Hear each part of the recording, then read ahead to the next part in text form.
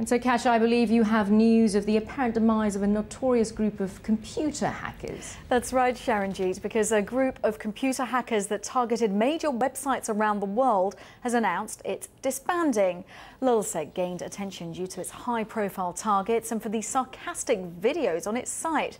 They haven't given a reason for quitting, but it's being investigated by the FBI and Scotland Yard, which last week arrested a British teenager as part of an ongoing inquiry. And we can get some more about this story because from Vancouver we are joined by Chester Wisniewski. He's a senior security advisor at the internet security firm Sophos. Chester, what do you make of this? This is rather public for a group that's meant to be underground.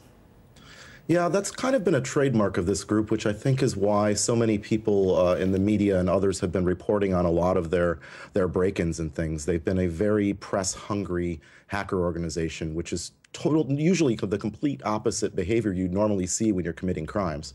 Why do you think they're doing this, in the sense that they're getting so much press attention? The companies that they're targeting, Nintendo, for example, huge companies, and people really are talking about it. It makes the papers. Why are they so desperate for the attention?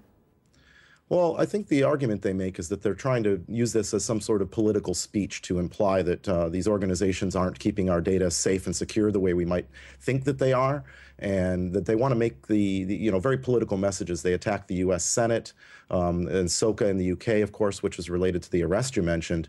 So they certainly don't seem to be afraid to point their guns at anybody that they don't like. And I guess press is how you spread a political message sometimes. And why do you think they're disbanding now? Is it that they're becoming scared? Of course, it's like the arrest that I mentioned, also Gary McKinnon. When they look at cases like that, are they getting a bit worried that maybe they might be next, members of this organisation might be next?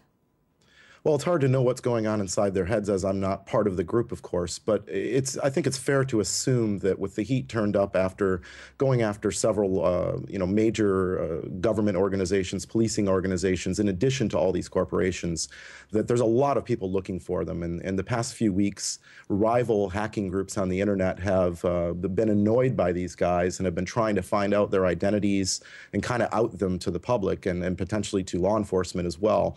So it may just be the heat was getting a little too hot in the kitchen, and they decided it was a good time to exit. All right, Chester Wisniewski from the internet security firm Sophos, thanks for your expertise on that subject.